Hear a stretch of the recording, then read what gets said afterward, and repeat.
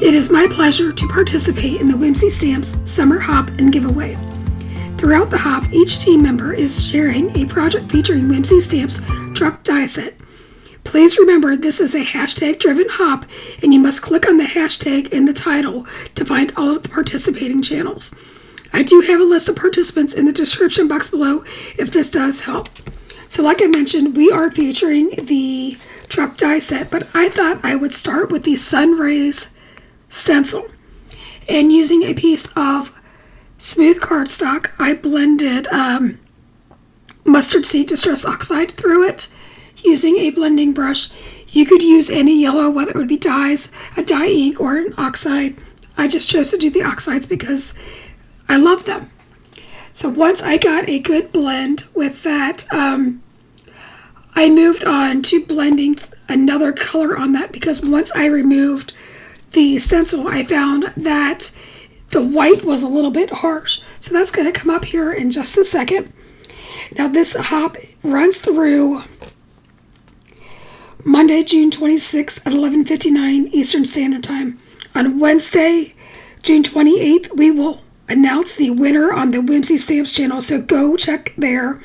If I remember, I will update it in the description box below after the winner has been announced. Also, you will find all of the legal jargon and whatnot for this giveaway. It is an awesome giveaway. We are giving away a $100 gift card to one lucky participant to the Whimsy online shop.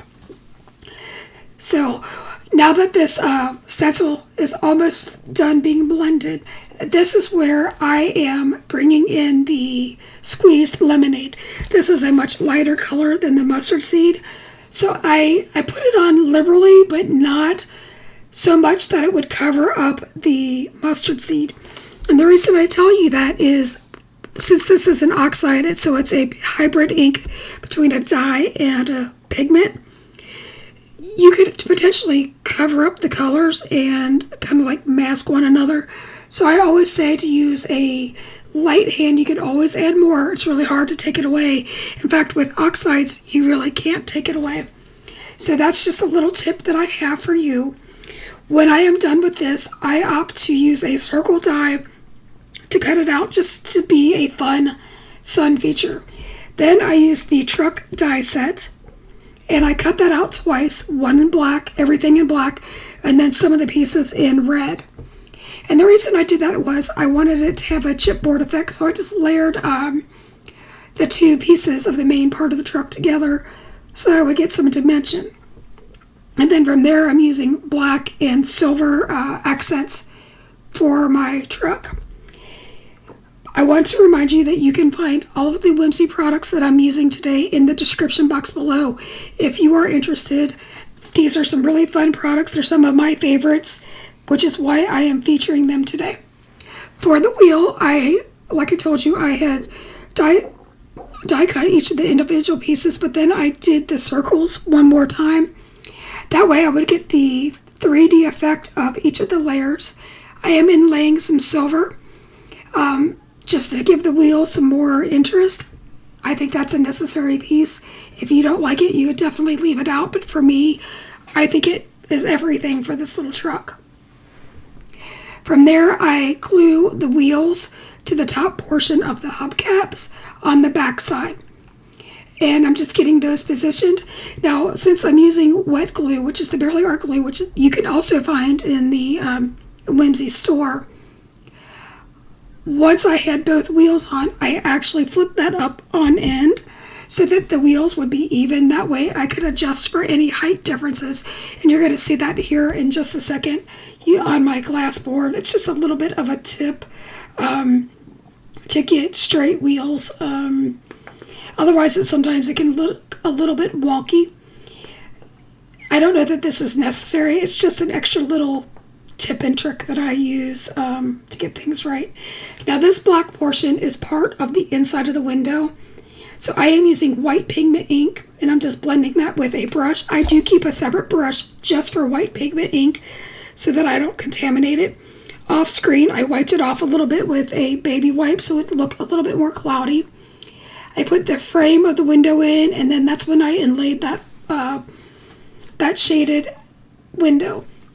and then added the silver mirror and then the hubcaps, and I think this truck turned out really cute. So I am trying to give this kind of an outdoor effect, so I'm using some light aqua cardstock from my stash, and then I am taking broken china and I'm blending that with a blending brush. It's kind of a cheater way to get some blending, but I didn't need it to be perfect. From there, I brought out the kinetic curved hills and I cut out a hillside. So this is just to show you that you can use the kinetic pieces more than one way. I also die cut the fence with white cardstock. I did have to use my scissors to kind of curve around with that, because that is supposed to be something that is kind of an inlay die cut. But here, this shows you the versatility of these dies. From there, I glued in the sun, and then I popped up the truck with some foam tape just to add some dimension. And then I put that onto a white card base. And as always, I always save my sentiments for last, which is not a good thing. I sort of kind of struggled with it, and you're going to see that here. But first, I added some of the clouds from the grass and cloud edger die just to add some more interest. And this is where I decided to bring in a sentiment from the monkey Sunday thing. And so I am stamping this. I took the mouse pad out of my Misty because I already had dimension on my card. And with VersaFine Onyx Black, I stamped the You're So Sweet. Finally, from my stash, I added a little red gem to the You're So Sweet, and I called it done. I think it's perfect. So thank you so much for hopping with us. Please remember to click the hashtag. It's Whimsy Stamps Summer. That's how you can find everyone. Thanks so much for hopping along with us. We do absolutely love hanging out with you guys. Until next time, keep crafting. Bye-bye, friends.